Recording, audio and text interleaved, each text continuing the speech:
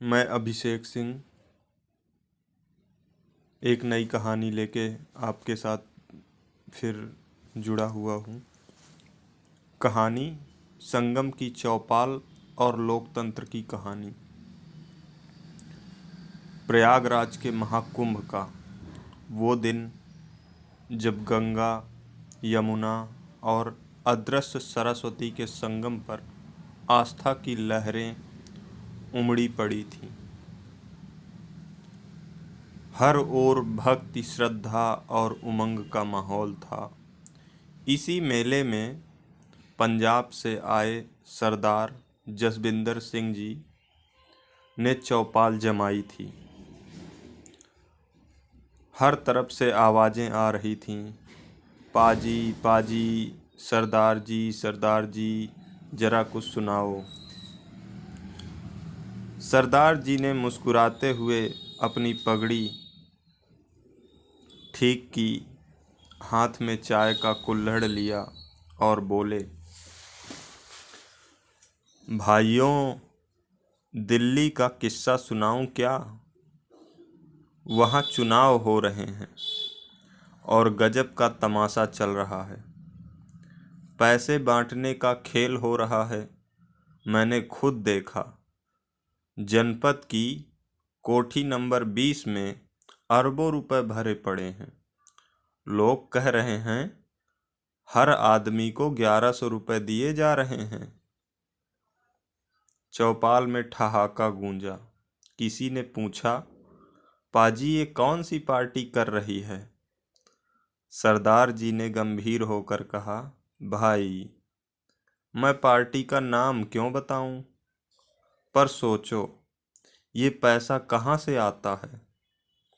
जनता के टैक्स का पैसा आखिर ऐसे ही तो उड़ाया जा रहा है।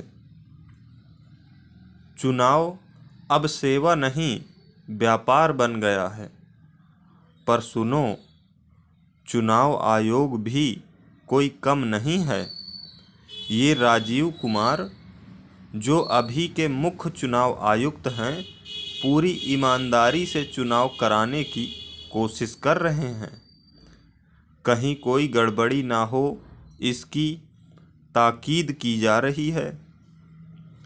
इतने में भीड़ से किसी ने कहा, पाजी दिल्ली की सरकार के बारे में बताओ।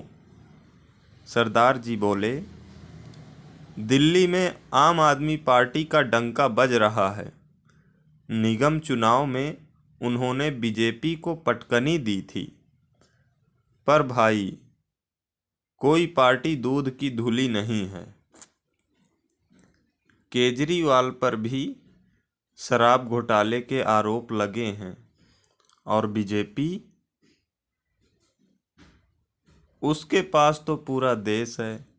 घोटालों की कहानियां सुनोगे तो कान पक जाएंगे। चौपाल में हंसी का दौर चल ही रहा था कि अचानक शोर उठा। एक रिपोर्टर दौड़ता हुआ आया। उसके कपड़े धूल से सने थे और हाथ में टूटा हुआ माइक। वह बड़बड़ा रहा था, ये चिमटा वाले बाबा बड़े गुस्सैल हैं। मैंने तो बस सवाल पूछा था कि महाकुंभ में इतनी भीड़ कैसे संभाल रहे हैं, और बाबा ने मुझ पर चिमटा फेंक मारा। सरदार जी ने पूछा, भाई ये कौन बाबा हैं? रिपोर्टर बोला, ये बाबा अंधविश्वासी और अज्ञान हैं। खुद को धर्म का ठेकेदार समझते हैं।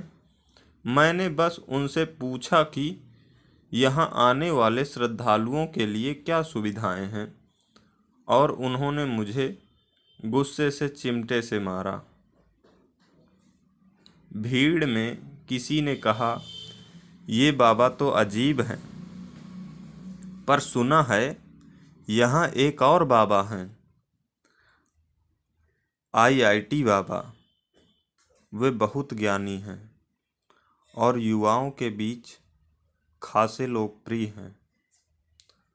सरदार जी बोले, आईआईटी बाबा कौन हैं ये?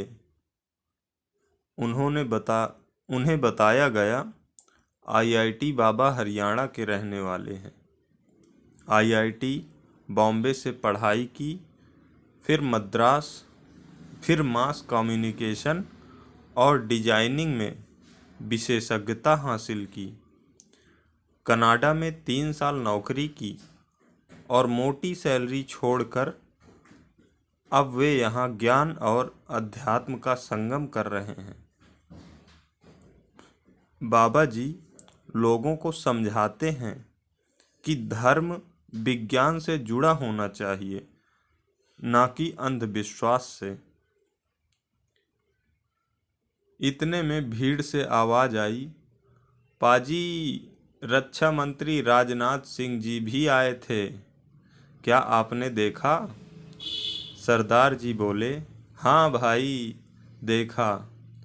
उन्होंने गंगा में डुबकी लगाई, लेकिन वो भी ऐसी कि जैसी मजबूरी में।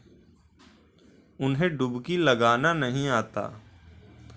और हाँ, उन्हें गंगा मैया को प्रणाम भी नहीं किया। भीड़ में से एक ने पूछा, क्यों पाजी, प्रणाम क्यों नहीं किया? सरदार जी मुस्कुराए और बोले, भाई, जिस इंसान के हाथ में देश की थल सेना, जल सेना और वायु सेना हो, उसे गंगा मैया से डरने का या प्रणाम करने की क्या जरूरत है? वो तो खुद गंगा मैया के रक्षक हैं। और जब गंगा मैया मैली हो जाती हैं तो वो खुद सरकार को संदेश भेजती हैं, फिर सरकार उनकी सफाई करवाती है। सोचो, गंगा मैया भी आखिर सरकार से मदद लेती हैं। चौपाल में ठहाकों और तालियों का दौर चला। सरदार जी ने अंत में कहा, भाई, महाकुंभ सिर्फ आस्था का नहीं, बल्कि अनुभव का मेला है। यहाँ हर धर्म, हर भाषा, हर जाति के लोग मिलते हैं। भले ही सरकार ने 40 करोड़ लोगों के लिए व्यवस्था की हो, पर जो दूर दराज के गांवों से आते हैं, वे अपने घर से रोटी पूरी लेकर ही आते हैं। और जो पैसे वाले हैं, वे यहाँ के हर पकवान का आनंद लेते हैं। पर इस महाकुंभ की असली बात क्या है पता है? भंडारे। हर 10 कदम पर भंडारे चलते हैं। भूखा कोई नहीं रहता। यही तो असली भारत है।